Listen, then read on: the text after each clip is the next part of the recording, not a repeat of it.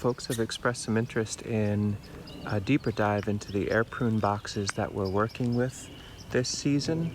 And so I'd like to make a video here first explaining, for those of you that are new to the concept of air prune boxes, why we have them, what they're here for. And then we filmed the process of building these, and so I can explain in detail how we put them together. We feel pretty good about the design. Certainly there's ways it could be improved, but I'll share those notes with you. Would love to hear your feedback. But first, let's explain why we would have these. We are a small human scale nursery. We grow lots of perennial plants. Our focus is on hardy, super hardy food-bearing trees. We also have lots of chipmunks and squirrels and rabbits and deer around. And so growing trees from seed can be challenging just in an open context. What an air prune box does is a few things at once. Number one, clearly it's helping to protect what will be growing in here. So right now this box is sown to English walnuts. There's about 250 seeds in there. And so they're protected from rodents by this 1/2-inch hardware cloth. And it's also a lid that later on can pop off. So once the trees are 2 feet or taller, they can have open air from above to keep growing. But then on the other side, what it's doing is underneath is a mesh. And you'll see this in more detail later in the video, that even though the wood chips are up against it, there's an air gap underneath all this. And so when the taproot of the tree hits that air gap, it basically prunes it, it air prunes it, and it makes for a shorter root system, but that's a lot more fibrous, a lot more ready to be transplanted. And it helps taproot-centric trees become more heartroot, which gives them a stronger start in the field. It works incredibly well for making robust root systems that are more appropriate for the field. We built these boxes out of black locust lumber. If wherever you are, there may be larch or hemlock or black locust or white oak. I would not use pressure treated for this. We found a local mill.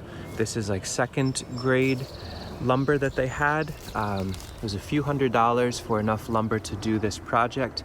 But with that lumber and exterior grade PGP screws, we used 2.5-inch long screws. Those should last 10 or 15 years in this context. The locust should last easily that long. The tops, once they're put away in the fall, should last 10 or more years. And so even though it cost us a few $100s, I would guess $500 or $600 for all the parts in this, this will allow us to grow upwards to 3,000 trees per year that we're able to sell for between $8 and $12 a piece.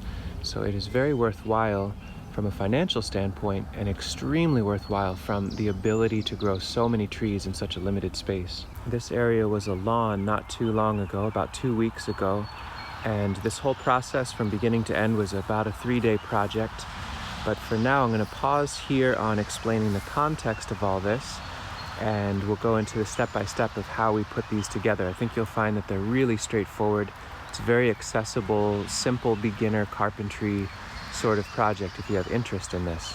We start with the lumber. So we bring the truck in and get it organized, and we set up a chop saw on a stand so we can get really good repetitive even cuts. So Juan cleans up the far end, and then we have a stopper at 4 feet, and that gives us our 4-foot lengths. And then we also had a pile of smaller pieces that we use. Those will be used for the battens to pin down the fencing material on the bottom and the sides. And so we're trying to keep organized as we go. We have piles here of higher grade battens on the left. And then this is our 1/2-inch by 1-inch fencing that's used for the bottom. And you can see as we go, we're getting things pretty nicely organized, grading them according to size so that they'll match one another, and doing some test fitting of a 4-foot by 2-foot box. And here Juan's doing the chop saw work, and I'm using a brush just to get the surfaces a little bit clean, get some old mud off. This pile of locust had been laying around, I think, for 15 years, which is why it had been a lower cost. And that's the beauty of this wood, is it just lasts and lasts and lasts. So even though it was in a pile since before I started picking up wood from this company back in 2010, it's still completely usable for this project, but the price is a lot more reasonable. So really worth asking around to see if you can find that sort of deal near where you live. And here we are, the truck is emptied, and we've got all the parts for our bottoms and our risers, and also for the caps. And by organizing it this way now, boy, it makes life a lot easier when we're assembling. Here we're working out the details. We've got our 2-foot by 4-foot box, and Juan and I are thinking through laying out the mesh on the bottom and how the battens will pin it down. And we pre-drill holes. Locust, you definitely have to. So I would go through and pre-drill along the line, and then Juan would send them home with the impact driver using really high-grade exterior grade screws so that they will last and last. It's a heavy box, but that construction should be good without any issues for a very long time. And now here are the risers, so rather than making the boxes all 14 inches deep, we can make them 6 inches deep and add 4-inch risers depending on how deep we want each box to be. And here you can see the main box and a riser. That should be good enough for most types of trees. Hazelnuts, chestnuts should be just fine. Hickories and oaks might like a little more depth, so we'll add a second riser for them. And here we'll hammer in some nails to pin one little spot there that might be droopy. You can see this is what we started with, a mowed lawn at our neighbor's spot. And he happened to have a pile of old bricks out back, and those will work just fine for our purposes. I'll explain that in a moment. Laid out some of these containers that were there. We'll grow some nasturtiums in there or something. And there's the first box, roughly laid out. You'll see that the bricks that we found are used to keep them slightly off the ground. And now we're chipping away at the caps. We realize we don't need the whole wood structure throughout them. Just a good sturdy wooden base and nice folds works just fine. Here we're assembling some locust offcuts as a platform for a water tank and laying out these boxes with a brick in each of the corner. This one, it's on a little slope, so we have the bricks at slightly different angles to receive the box and make them level-ish.